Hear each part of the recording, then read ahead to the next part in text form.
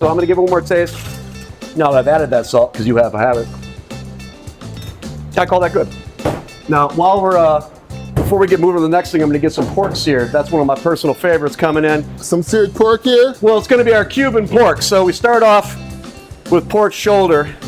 I have that cut and scored, so that so when you get, let me wash my hands. Score that pork fat. You want it so it renders out. It's a slow braise, right? Yeah, yeah. So you want it so that pork emulsifies in with the rest of the meat and makes it juicy.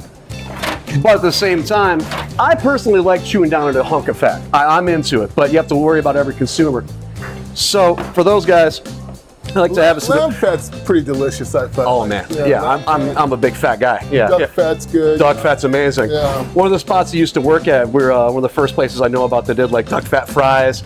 And then once you have that in the door, it just leaks in everywhere. All of a sudden, now special in duck fat roasted potatoes, duck fat roasted farm bread. All right, so let that get nice and screaming hot.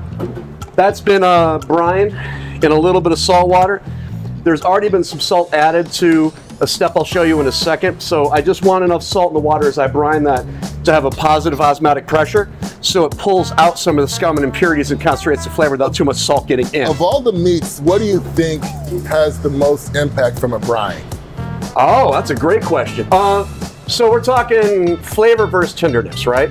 I think that the flavor is impacted most.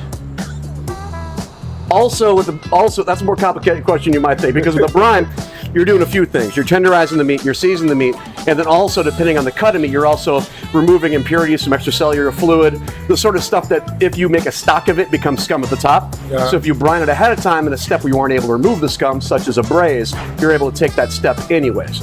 So for that thing specifically, I would say pork's at the top of the list.